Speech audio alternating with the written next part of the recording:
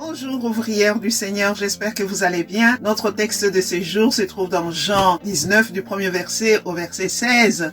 En fait, c'est la suite de la comparution et de les accusations de Jésus, d'abord devant les autorités juives et cette fois-ci devant les autorités romaines, ici représentées par Pilate. Mais comme vous pouvez le constater dans ces textes, en fait, Jésus ne fait que marcher vers l'accomplissement de la mission pour laquelle il était venu. Comme vous le savez, Jésus était venu pour accomplir une mission bien précise. Et donc, tout ce qui s'agit, tout ce qui s'active pour l'accuser, pour l'humilier, pour l'insulter, ne font que contribuer à l'amener dans l'accomplissement de ces desseins-là de Dieu.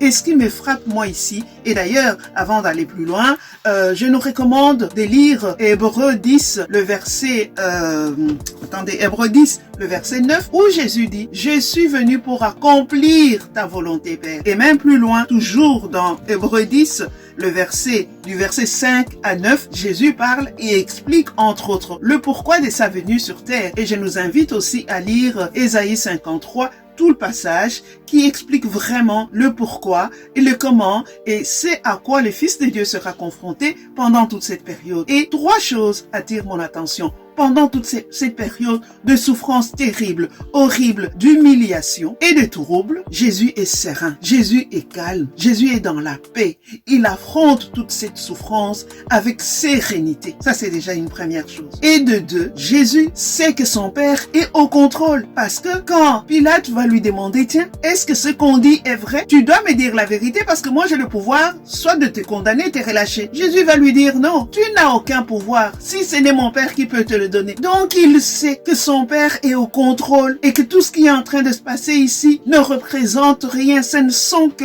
les effets qui l'amènent à l'accomplissement de ce pourquoi il était venu sur terre. Et de 2, qu'est-ce qui va se passer encore par la suite? Jésus, il continue à marcher dans la paix, dans la sérénité, tout simplement. Pourquoi? Parce qu'il s'était déjà préparé à affronter ces moments. La victoire appartient, il savait que la victoire appartenait à son Père et non pas à l'ennemi qui était en train d'agiter le monde, qui était en train d'agiter les autorités, qu'elles soient juives ou qu'elles soient romaines et même le peuple juif. Jésus était au clair avec ça et il n'y avait pas de doute dans son esprit. Voilà comment et voilà pourquoi il va avancer avec sérénité, avec assurance et avec calme. Et j'ai envie de nous dire, mes bien-aimés, par rapport aux situations auxquelles nous sommes confrontés, soit parce que le Seigneur le permet, soit à cause de notre désobéissance, que nous puissions nous préparer, que nous puissions apprendre à prier. Encore une fois, l'accent est mis sur la prière. Qu'est-ce qui permet à Jésus d'affronter cette situation, en plus du fait de savoir pourquoi il était là, être au clair avec sa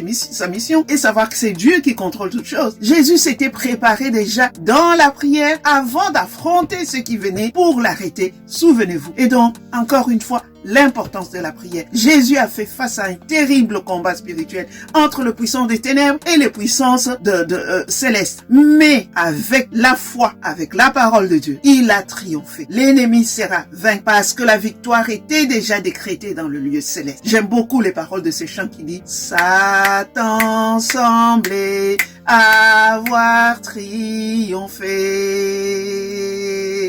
un cri jaillit, il est vivant. » Je vous laisse continuer la suite. Très bonne journée, soyez bénis dans la victoire de Jésus-Christ. Amen.